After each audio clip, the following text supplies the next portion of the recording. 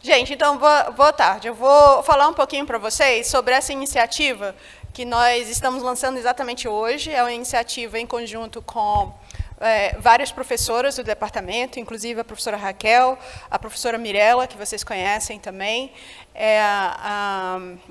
Então, eu vou falar um pouquinho, antes de entrar exatamente na iniciativa METS, eu vou falar um pouco da cibersegurança de uma forma mais ampla, para vocês poderem entender por que dessa iniciativa e quais são as ações que vocês vão, aí, possivelmente, se engajar nos próximos meses. Tá? A professora Raquel já me apresentou, e eu convido também vocês depois a conhecerem um pouco mais do Centro de Ciência de Segurança Computacional e Segurança de Redes, o CCSC. E eu sempre começo as minhas apresentações com essa imagem, né, do gato e rato, e essa imagem ela é bem expressiva, né? Imagina o gato ali esperando o rato só fazer alguma falha para ele poder vir e capturar. Na verdade, quando a gente fala de segurança, a gente pode fazer muito uma associação com o desenho do Tom e Jerry. Acho que todo mundo aqui conhece o desenho animado Tom e Jerry, em que o Tom vive lá caçando, buscando, tentando capturar o rato, e o rato sempre dá um jeito de escapar, e essa história ela nunca tem fim. E é exatamente o que a gente vê em cibersegurança. A gente na verdade, nós sempre vamos ter essa briga entre o lado defensivo e o lado ofensivo. À medida que as ofensivas, ou os métodos ofensivos, eles chegam, a gente vai procurar métodos de se proteger.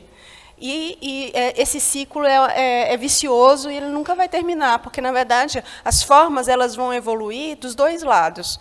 O que eu quero que vocês entendam até o final dessa apresentação é que a gente precisa quebrar um pouco a forma como a gente vem atuando do lado defensivo. O lado defensivo hoje, e eu vou falar um pouco para vocês disso também, ele atua muito de uma forma reativa. Tivemos um ataque em grandes proporções, nunca vimos isso antes.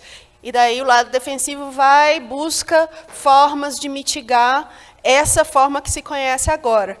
Mas a gente tem que mudar um pouco a mentalidade e passar para uma mentalidade mais proativa no lado defensivo.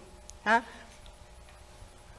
Bom, em que situação, em que contexto que hoje nós nos encontramos em relação à cibersegurança? É só a gente olhar o nosso dia a dia, né? Por que cibersegurança hoje é tão importante? Se a gente começa a analisar a evolução dos nossos dispositivos computacionais num primeiro momento, lá, né, em algumas décadas passadas, que a gente tinha computadores, desktops fixos, concentrados em uma determinada sala, era um pouco mais fácil você ter controle de quem tinha acesso a esses dispositivos, quem tinha acesso a essa sala, como fazer o controle de tráfego dessa rede para chegar nesses dispositivos, para sair desses dispositivos para a rede. Era muito mais factível você delimitar o que a gente chama de perímetro.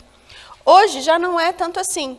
As pessoas começaram, vocês aí, todo mundo com dispositivos computacionais, hoje integrados no bolso, ali nos dispositivos que nós usamos, e esses dispositivos eles são levados conosco em qualquer lugar, e a gente consegue utilizar eles independente da rede, muitas vezes acessando por redes diferentes do que a gente tinha no passado, redes celulares, de telefonia celular, ou até mesmo redes mais limitadas a uma determinada região, mas ainda assim difícil da gente delimitar esse perímetro que anteriormente a gente conseguia com maior facilidade.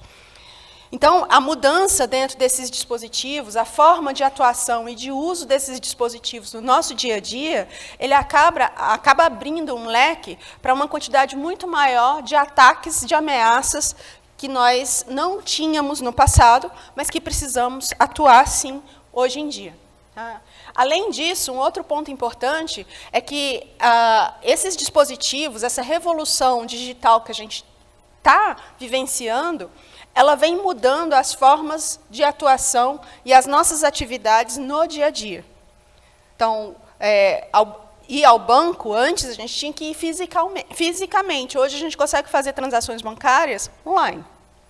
Hoje a gente consegue fazer compras online. Hoje a gente consegue fazer uma série de outras atividades online. E isso tem mudado a forma de interação nossa com esse meio e com essas várias outras atividades, trazendo, então, a segurança como um aspecto não apenas mais técnico, mas também aspectos econômicos, aspectos sociais, aspectos que levam em conta o comportamento das pessoas, aspectos que envolvem outras áreas, além da própria computação. Então, a importância, por que a cibersegurança hoje ela é tão relevante? Primeiro, por conta dessa expansão nos nossos sistemas digitais, a mudança que a gente tem no próprio uso e na forma como a gente desempenha as nossas atividades, e o que traz agora uma nova expansão, então, novas possibilidades de ataques. Ou seja, o que nós aumentamos nos últimos anos foi o que é chamado de expansão ou abrangência, área de atuação desses ataques, cobertura dos ataques aqui. Bom, essa ilustração que eu vou mostrar agora, ela foi criada pelo Fernando. Fernando está aqui. Ele, na época, ainda era aluno de doutorado, agora já não é mais, já é doutor. Mas eu gosto muito dessa ilustração e eu gosto dessa animação, e ela ilustra muito bem essa evolução em relação à própria internet. Aqui, né, no eixo X, vocês estão vendo a evolução em termos de anos, então, década de 90, depois anos 2000, 2010, 2020, e a evolução em termos do número de dispositivos conectados na internet. Essa evolução, quando a gente coloca aqui, entre anos 90 e anos 2000, a gente poderia considerar a internet como a internet dos lugares. Se a gente fosse classificar a internet com diferentes nomes, rótulos, seria o que a gente chama aqui de internet dos lugares. Por quê? Exatamente por essa característica que eu mencionei antes para vocês, os dispositivos eles estavam fixos, concentrados. Então, a gente conseguia associar muito bem o dispositivo com o lugar onde ele se encontrava. Tá? Então, também um outro ponto importante, né, a quantidade de dispositivos que a gente tinha conectado na internet nesse período. Depois, com a evolução desses dispositivos, passando agora para dispositivos portáteis e a possibilidade de levar esses dispositivos conosco, a gente pode considerar essa internet como a internet das pessoas, porque a internet não está, esses dispositivos eles não estão mais associados fisicamente com o lugar, mas eles estão associados com as pessoas que levam esses dispositivos consigo. Com a evolução da internet, chega então a internet das coisas, onde a gente consegue embutir a capacidade de processamento e comunicação em diferentes dispositivos digitais que nós temos hoje. Aqui são alguns exemplos, né, lâmpada inteligente, televisão, videogame, outros tipos de equipamentos domésticos. Hoje, é ilimitada essa possibilidade que nós estamos vendo aqui. Vocês podem, inclusive, procurar, eu dou um exemplo, quem já fez a disciplina de segurança comigo, eu gosto de dar o exemplo da prancha de surf do Medina. Vocês já viram? Procurem na internet depois, eu não trouxe o vídeo. Sempre trago, mas ele está lá no meio do mar, tem uma prancha de surf conectada via telefonia celular, e ele consegue ficar lá navegando na internet enquanto ele fica esperando uma onda. Então, essa revolução e a possibilidade de embutirmos essas capacidades, que são essenciais aqui para compor a internet das coisas, que são o processamento e a capacidade de comunicação, principalmente, ela hoje é ilimitada no que a gente pode embutir essas duas capacidades, né? Tanto desde uma caneca a uma prancha de surf. Mas um outro ponto importante é que a internet hoje, além de todos esses dispositivos da internet das coisas, que são dispositivos com uma redução, com uma capacidade reduzida de memória, processamento, armazenamento, ao mesmo tempo que a gente tem dispositivos como esse, também nós temos supercomputadores conectados na internet. Então, nós temos uma discrepância entre esses extremos muito grande, o que traz grandes problemas de como atuar em relação à segurança. Aqui são são especificidades em relação à internet das coisas. A internet das coisas ela tem evoluído bastante, e a gente chega ao ponto de ter especialidades em relação à aplicação da internet das coisas. Aqui o Fernando colocou a internet dos vestíveis, mas a gente pode utilizar a internet das coisas em diferentes situações, como a automação industrial, ambientes inteligentes, a própria indústria 4.0, e a aplicação na saúde, que aí se refere à internet dos vestíveis. Tá? Então, só para dar uma ideia para vocês dessa expansão, da quantidade de dispositivos que a gente tem conectado hoje, da diversidade de dispositivos que a gente tem conectado hoje, e dessa atuação desses dispositivos, passando desde dispositivos com uma grande restrição computacional, até dispositivos com capacidades muito grandes de processamento, de armazenamento, que são os data centers aqui que eu estou falando para vocês. Existe um outro conceito importante aqui dentro da nossa contextualização, que é o conceito de internet de tudo, né? Internet everything, of everything. E aqui, o que é levado é exatamente a essa evolução nas tecnologias de comunicação, e essa evolução ela permite que a gente tenha um maior desempenho em relação à própria comunicação, fazendo com que a gente conecte cada vez mais dispositivos. Com certeza, todo mundo que está aqui ouviu falar na 5G. A 5G ela leva essa tendência que eu estou colocando aqui para vocês, no sentido de aumentar esse poder de comunicação, permitir com que a gente consiga ter um maior desempenho, muitas vezes até melhor do que o que a gente tem em casa, através de outras formas de conexão, aumentar o número de dispositivos conectados, o que traz, né, essa visão, essa maior conectividade, a hiperconectividade, mas também traz questões de segurança. E um outro ponto importantíssimo aqui dentro do nosso contexto é o aumento na geração de dados. O fato da gente conectar mais dispositivos, e alguns deles com capacidades de sensoriamento, esses dados que são sensoriados por esses dispositivos, eles precisam ser armazenados em algum lugar, ao mesmo tempo que precisam ser processados, etc. Esse é um ponto. E o segundo ponto é que, por que não a gente utilizar esses dados que são gerados para diferentes aplicações, incluindo a proteção dos nossos sistemas? Então, esse entra aqui dentro do que a gente está, esse volume, né, de dados, entra no que a gente chama de Big Data. E esse processamento todo, a aplicação, como tratar esses dados, entra dentro de duas áreas aqui que, com certeza, vocês vão ter palestras mencionando sobre esses dois conceitos, que são a ciência de dados e a inteligência artificial.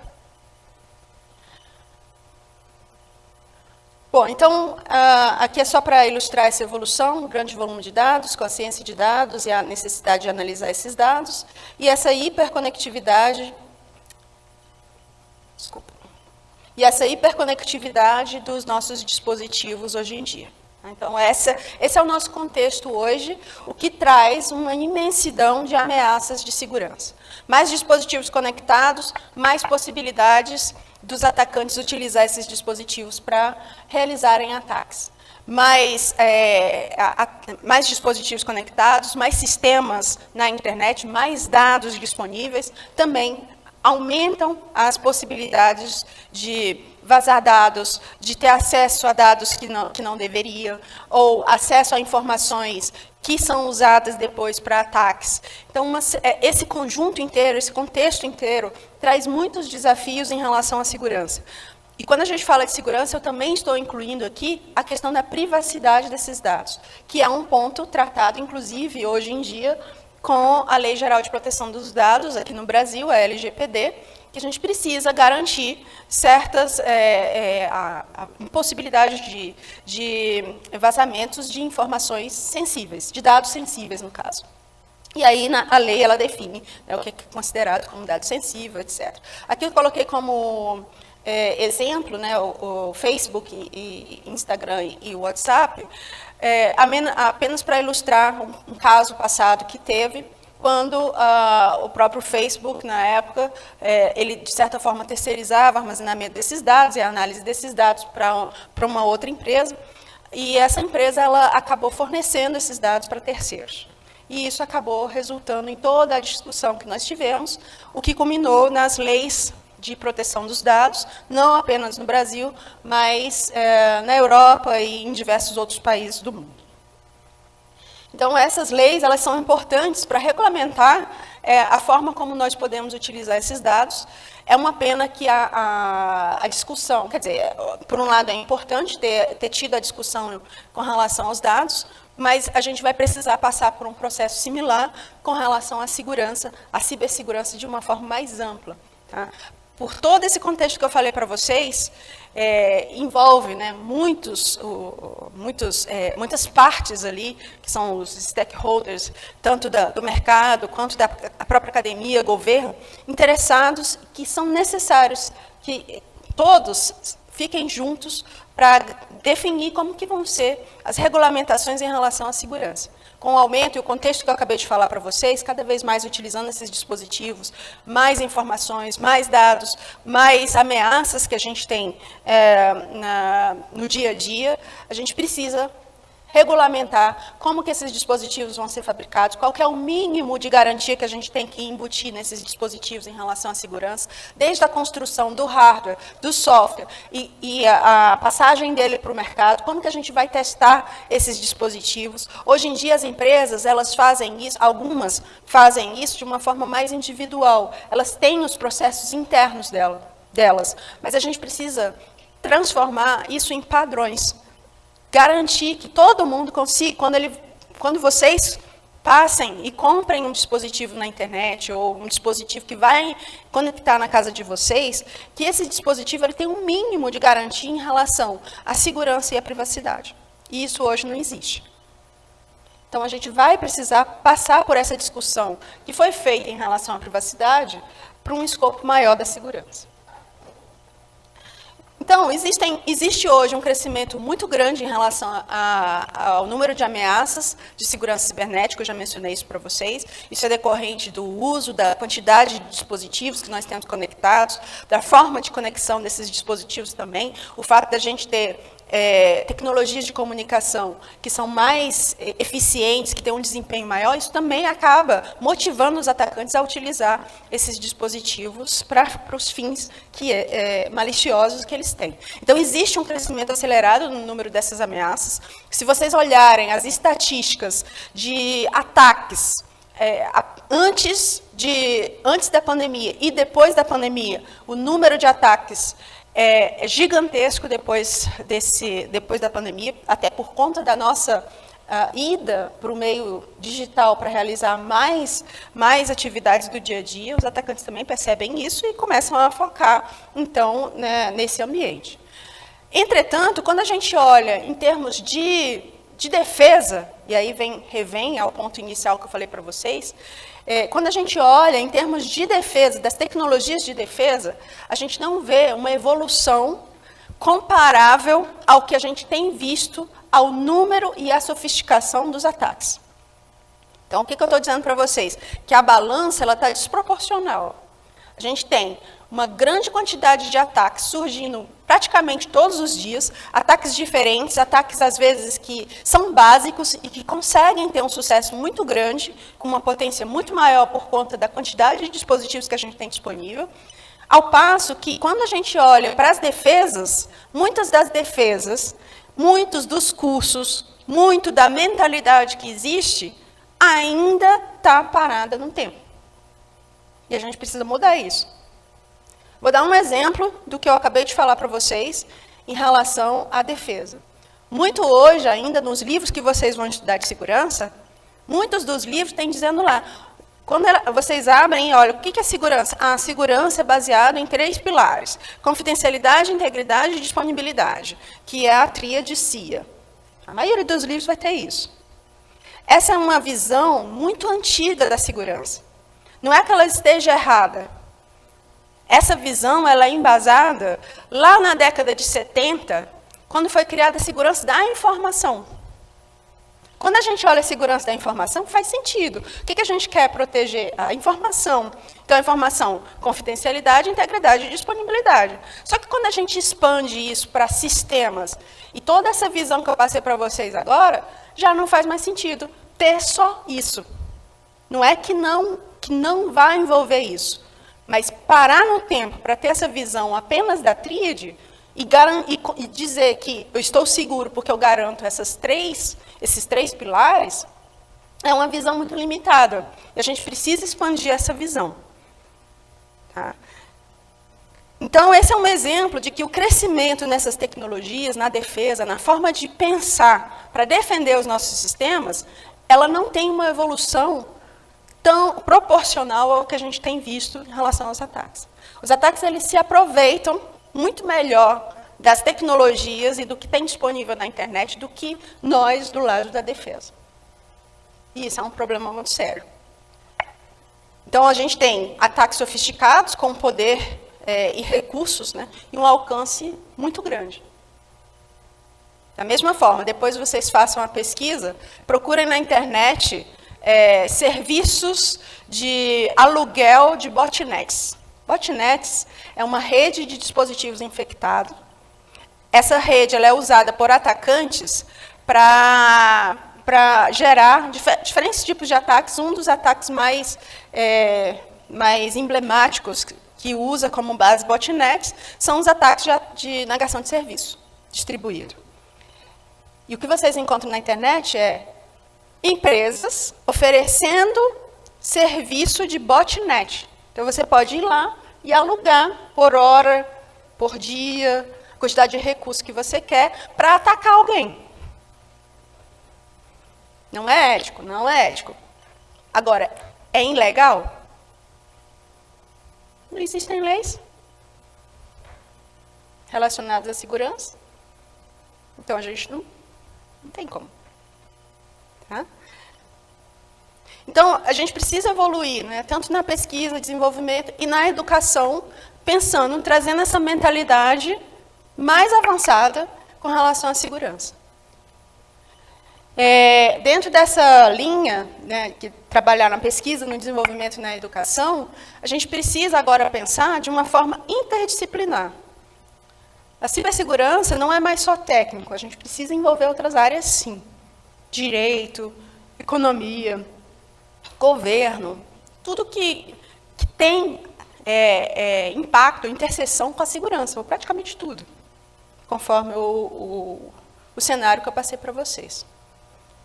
Bom, isso é um pouquinho do que a gente vê em alguns cursos, nos cursos, né, de graduação aqui de cibersegurança, também em cursos de extensão que o DCC tem oferecido nos últimos anos, essa visão mais moderna, inovadora em relação à segurança. Vocês não vão encontrar essa visão, ou vão encontrar muito pouco essa visão na literatura que vocês têm como base.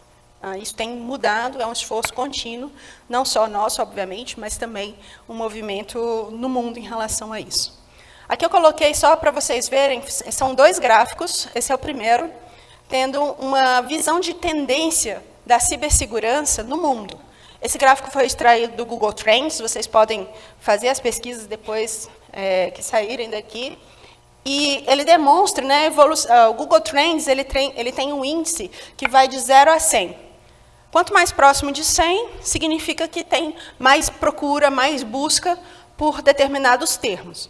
E esse gráfico que eu trouxe aqui, eu coloquei como busca cibersegurança, né, no caso em inglês, e ele mostrou para mim, olha, ali como que era em 2004, que foi quando eles começaram a armazenar os dados, até hoje, como é que está em relação à busca, baseado no índice que eles calculam. E vocês podem ver o crescimento aqui, ó, nos últimos anos. Principalmente aqui, ó, período da pandemia que eu falei para vocês. Isso é para o mundo inteiro. Então, ele traz essa visão mundial. No Brasil, essa é a visão que nós temos hoje. Esses picos, possivelmente aconteceram ataques específicos no período, por isso que teve um pico de busca, e aí depois caiu, não foi constante. Então, vocês podem ver aqui, olha, no Brasil, existe um crescimento, mas veja que ele ainda não chegou nem ao índice 50 desse índice, que é o que o Google Trends ele calcula. Por que eu quero mostrar isso para vocês? Que existe muito espaço para a gente colaborar, contribuir e trazer aqui para o Brasil. Até porque, se a gente olha, o interesse mundial é muito grande. Isso vai chegar aqui com certeza. A gente está conectado do mesmo jeito de todos os outros. Coloquei aqui para vocês os principais termos de busca no Brasil em relação à cibersegurança. Também é uma informação que é oferecida pelo Google Trends. E aí vocês podem ver, olha, o pessoal está procurando saber sobre educação, saber sobre salário, né? Ver quanto que vai ganhar, mas principalmente educação. Então, o que eu tenho visto, né, a partir dessas buscas?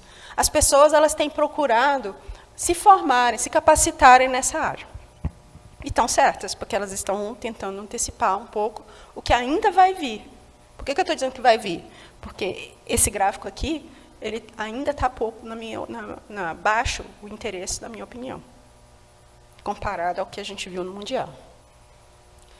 Não só eu que estou falando que a área de cibersegurança ela é promissora para os próximos anos. Se vocês pegarem esse relatório do Fórum Econômico Mundial do início do ano passado, de maio de 2023, esse relatório ele traz as principais profissões do futuro. O futuro para eles está dentro de uma escala de 5 a 10 anos.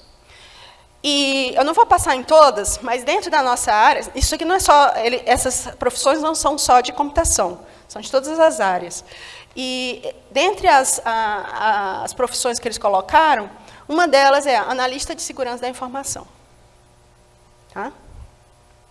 Quando a gente vai um pouco mais a fundo, né, dentro dessa linha de segurança da informação, eles apontam aqui, ó, encriptação e cibersegurança como profissões para o futuro. Futuro para eles, mais uma vez, os próximos 5 anos.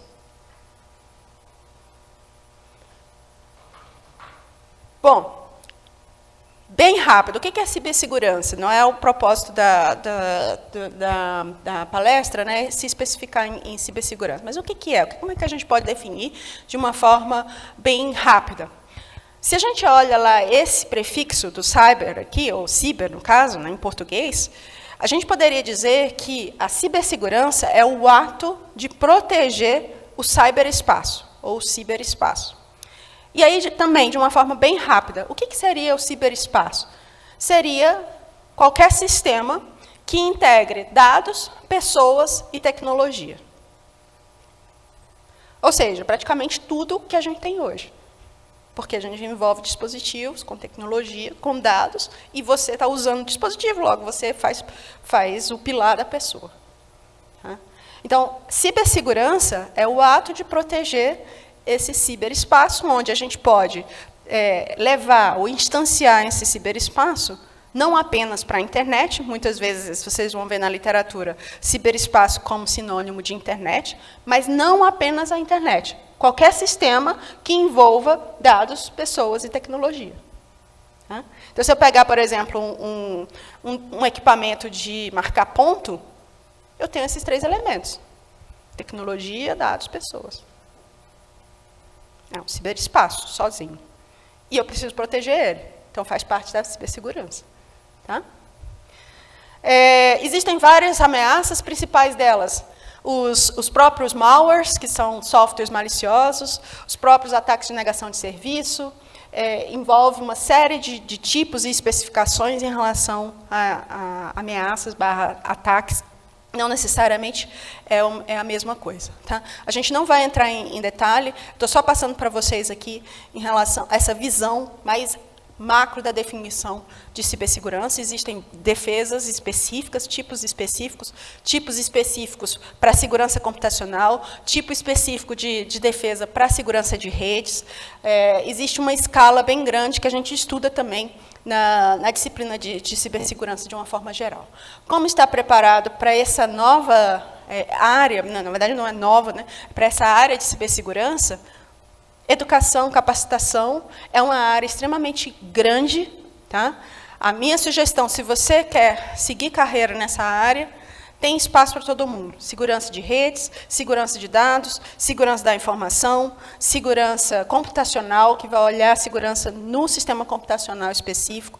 Existem várias ramificações. Se você quiser trabalhar com a parte de forense, tem espaço para formação e para atuação dentro dessa linha, aplicação de IA em cibersegurança ou ciência de dados em cibersegurança. Tem uma série de oportunidades que a gente pode atuar dentro da cibersegurança. Você vai precisar, com certeza, se especializar em uma delas. E uma das mais importantes dentro de tudo isso, com certeza, é o desenvolvimento de software seguro. Ou seguindo os dois princípios que são conhecidos hoje, que seria o Security by Design e o Privacy by Design. Eu poderia passar um ano inteiro aqui falando para vocês de cada uma dessas coisas, são ramificações bem grandes em relação a essas áreas, ou sub-áreas de atuação em relação à cibersegurança. Só tomem o que eu quero passar, a mensagem que eu quero passar principal para vocês, tenham uma boa formação básica da área, depois vejam qual que é a afinidade de vocês em relação à segurança. Se é nos dados, se é na informação, se é em redes, porque você consegue atuar em cada uma delas. Tá? Então, voltam esses três pontos. A interdisciplinaridade é importante, sempre ter teoria e prática, e passar por essa formação de vocês, pela atuação de vocês, embasada, muito bem embasada. O que a gente vê muito hoje são profissionais que são rasos na formação de segurança. Muitas vezes não é culpa deles, eles não tiveram a oportunidade que vocês estão tendo de vivenciar um pouco mais detalhada a área de segurança. São, às vezes, profissionais de TI que acabaram tendo que atuar também em segurança, mas a formação deles inicial não é exatamente segurança. O que difere da formação que vocês vão ter. E, mais uma vez, a gente precisa, e não só os professores, pesquisadores, mas todo mundo precisa se envolver nessa cultura mais preventiva do que reativa em relação à cibersegurança. Tentar antecipar ataques, tentar antecipar passos, e não simplesmente, quando tiver o ataque, aí eu vou ver qual que é a defesa que eu vou fazer, baseada naquele comportamento do ataque. Essa mentalidade ela tem que mudar, e é cultural. Claro, a gente sabe que essa cultura não é por acaso, né? Essa cultura ela é por questões econômicas, essa cultura é por questões de ausência de legislação, mas eu acredito que nos próximos anos, esses cenários que a gente está vendo, esse cenário que a gente está vendo em relação à segurança, ele tem uma tendência muito grande de mudar para algo mais nessa linha do que eu estou falando aqui para vocês. E aqui, sim, a gente entra na questão das mulheres. Né? Por que eu quis falar para vocês, de todo esse contexto em relação à cibersegurança? Primeiro, para uniformizar o nosso conhecimento em relação à área. E segundo, que a cibersegurança, como dentro da grande área da computação, e, por sua vez, dentro da área das exatas, do grande campo das exatas, existe uma grande dificuldade para se alcançar a equidade de gênero, o que é chamado de STEAM. Ciência, tecnologia, engenharia e matemática. Hoje, a gente vê, pelo número de profissionais, só na área de computação, eu coloquei aqui algumas estatísticas para vocês, 28% são mulheres na área de STEAM. Isso é uma estatística mundial dentro desse relatório da Unesco de 2021. Apenas 36%, aí falando de pesquisa, de ciência, apenas 33% dos pesquisadores no mundo são mulheres. É um número muito baixo, e a estimativa é de que na área de computação a gente vai conseguir atingir algum equilíbrio entre os dois gêneros só em 2100. Essa é a estimativa que eles trazem dentro do...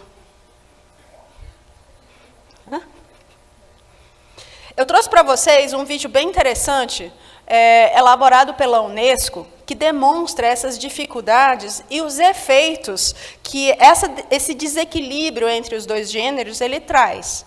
Tem um ponto importante no vídeo que eu já vou chamar a atenção de vocês para ele, é que não é por acaso que a gente tem que trazer as mulheres para a área da computação, para a área da cibersegurança, não é por acaso.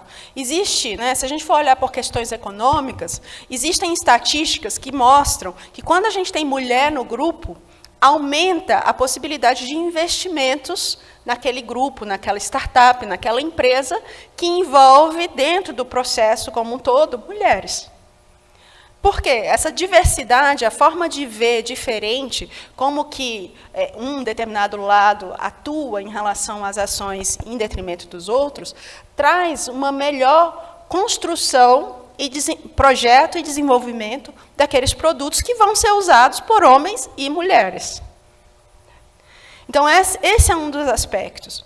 Mas quando a gente olha, por exemplo, a inserção dessas mulheres, principalmente quando vai em escalas maiores ou hierarquias maiores dentro dos processos de liderança. Vamos pegar aqui, então, os comitês de gestão de Big Techs, grandes empresas de tecnologia.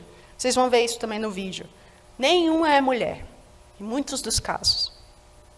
E quando tem, são uma, duas, e elas acabam se sentindo um pouco fora do lugar e pedem demissão, em alguns casos. Então, isso traz um desequilíbrio, que antes talvez não era tão agravante, mas hoje porque isso vai influenciar nos produtos que a gente vai colocar, vai desenvolver e vai colocar no mercado. Não só produtos. Quando a gente olha para questões acadêmicas, a mesma coisa. Para questões de acessibilidade de informação, de conhecimento, a mesma coisa. Então, vou passar para vocês agora esse vídeo. Ele é mais voltado para a área de exatas, porque existe esse grande desequilíbrio em relação à nossa área. The digital revolution is gaining momentum. Are we on track to make it inclusive? Women now account for 1 in 3 scientific researchers. They have achieved parity in life sciences in many countries. But women remain a minority in engineering, computing, physics and mathematics. These are the very fields that are driving the digital revolution and many of the jobs of tomorrow. These are also the fields where there's a skills shortage. It's not enough to attract talent. Employers must also be able to retain talent. Multinational corporations in the digital economy are dominated by men. Women are underrepresented in company leadership and technical roles. If women feel undervalued, they may choose to resign. But corporate attitudes are changing. Studies have shown that having a diverse workforce can boost investor confidence and improve profit margins.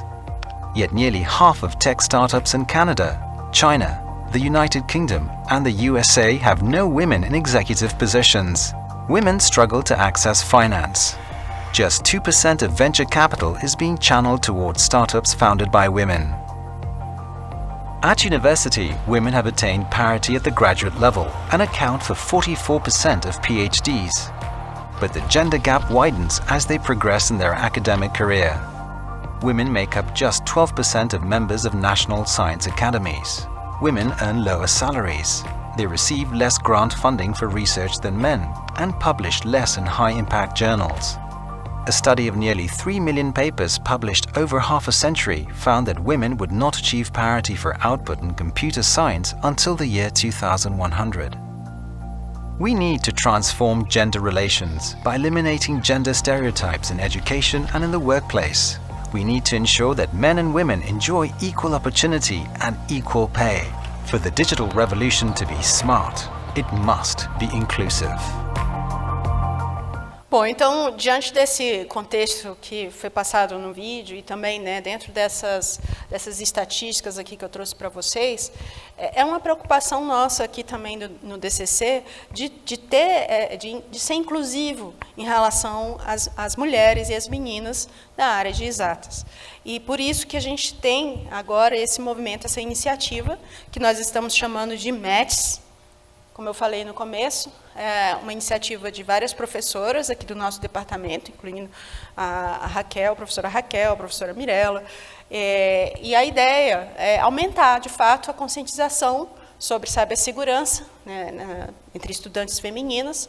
A gente acredita que a área é uma área promissora, como eu falei para vocês, ela envolve e tem interseção com várias outras sub-áreas, inclusive fora da computação. Então, a partir da cibersegurança, a gente consegue ter essa extensão em diversas outras áreas, não só das exatas, né? Se vocês pensarem esses problemas de segurança, a gente pode trabalhar com questões com a matemática, a parte de hardware, um pouco com a física, né? A estatística em relação à ciência de dados. Então, a gente consegue, através desse movimento, focado um pouco mais na cibersegurança, ter essa extensão e expansão, não só internamente a área de computação, mas também e além nas áreas das exatas de uma forma mais ampla.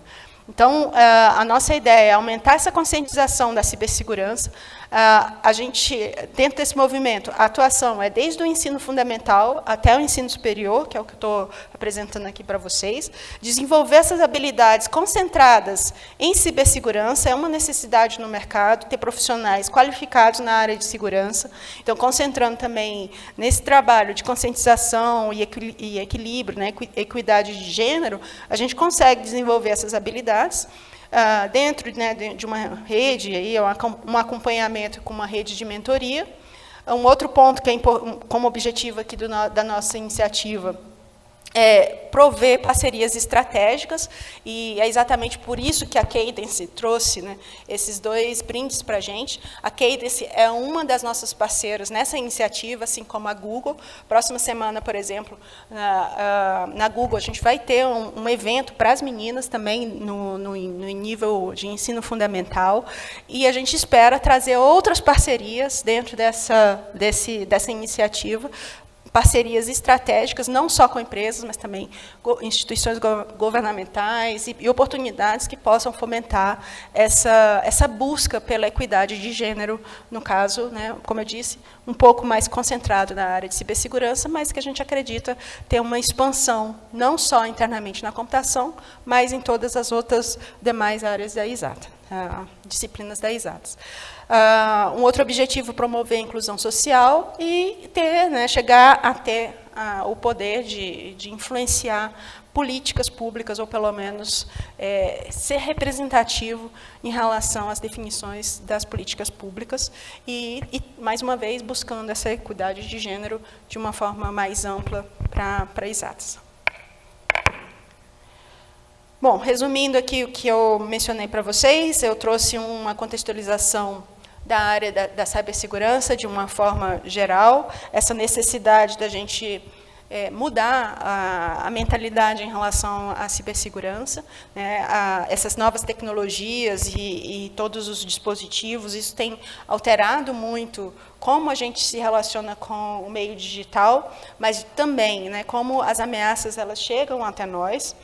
A gente pode, sim, se beneficiar da grande quantidade de dados que é gerada, assim como os atacantes estão fazendo, eles estão impulsionando seus ataques a partir da análise desses dados, e a gente tem visto uma quantidade e uma sofisticação dos ataques que sem precedentes, ou seja, a gente não tinha visto isso antes na evolução dos nossos sistemas, o que é normal, porque essa revolução, a evolução desses sistemas é algo novo para todo mundo. E a gente precisa, sim, partir, ou olhar, né, agora para a geração dessa cultura, a modificação dessa cultura para uma cultura mais proativa dentro da área específica de segurança, com o envolvimento de meninas. E aí eu deixo esse convite, né, para quem estiver interessada, entrar em contato com a gente, comigo, com a Raquel, com a Mirella, com a Jussara, que estamos nessa iniciativa e trazendo, vocês possivelmente nos próximos meses vão ouvir mais algumas outras ações que nós vamos fazer dentro dessa iniciativa. Tá bom? Muito obrigada pela atenção de vocês e eu espero que tenha conseguido passar a mensagem e dado essa visão da área de cibersegurança que tem mudado bastante nos últimos anos. Muito obrigada.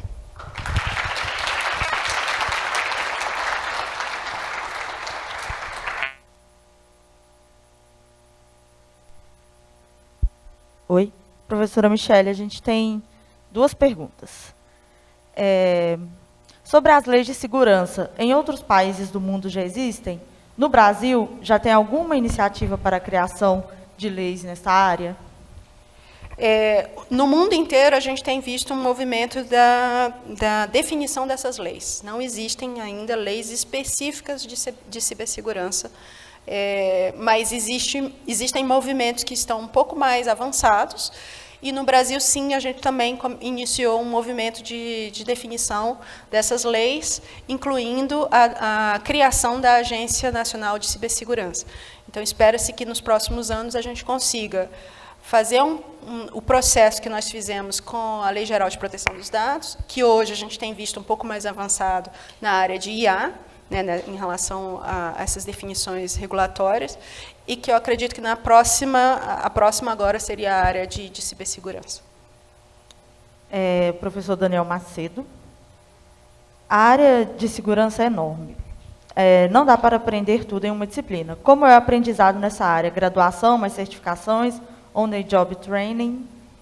Existem muitas formações na área de cibersegurança, né? Existem as disciplinas acadêmicas que a gente tem aqui. Hoje a gente tem, poderia elencar aqui a própria cibersegurança, que seria uma visão um pouco mais ampla na área, mas também as disciplinas de criptografia, com o professor Yerhun, a parte de privacidade com o professor Mário Alvim. Então, são pontos que são relacionados à cibersegurança, um pouco mais específico ou um pouco mais genérico.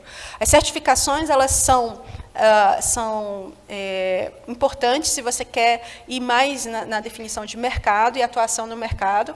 Eles são importantes também, são provas que você precisa se preparar, tirar a certificação. Então, você tem lá uma declaração, que é, na verdade, um certificado, dizendo que você tem o nível básico dentro daquele conhecimento. São provas, muitas vezes, caras e são aplicadas por algumas instituições específicas. Então, se você vai mais para o mercado, para o mercado, eles vão olhar se você tem um conjunto de certificações na área de segurança que mostra o seu conhecimento mínimo dentro de um determinado assunto, dentro daquele nível de certificação que eles estão provendo. Mas existem várias certificações de diferentes instituições, algumas americanas, algumas europeias. Então, é bom elencar, e aí quem tiver interesse também pode me mandar um e-mail, eu posso elencar aquelas que são usualmente mais bem aceitas em termos de certificação. E tem as formações um pouco mais técnicas e especializadas nessas ramificações que eu mencionei para vocês. Desenvolvimento seguro, a parte própria de Security by Design ou Privacy by Design. Então, são formações um pouco mais específicas. A última pergunta é: quando vamos ter mais disciplinas específicas das sub-áreas de cibersegurança, por exemplo, segurança de redes? Aí a gente tem que conversar com a Raquel. Aproveitar que a chefe do departamento está aqui. Não, eu estou brincando. Por que a gente tem oferecido mais a disciplina de cibersegurança de uma forma mais ampla? Porque a gente percebe que, nesse primeiro momento, a gente precisa trazer essa conscientização um pouco mais forte, que possa atuar de uma forma mais ampla para vocês. Se eu abro, por exemplo, uma disciplina específica de segurança de redes, um subconjunto de vocês vai ficar interessado. Só que hoje a gente percebe que não existe ainda uma grande maioria que já tenha um conhecimento mínimo de segurança. No passado, por exemplo, eu ofereci a disciplina de ciência de dados aplicada à cibersegurança. Aí, ao longo do semestre, a gente percebia que os alunos não tinham o conhecimento básico de segurança. Então, a gente teve que voltar, oferecer novamente cibersegurança, e aí ter que reavaliar para ver se para essas disciplinas mais concentradas. Mas é algo a conversar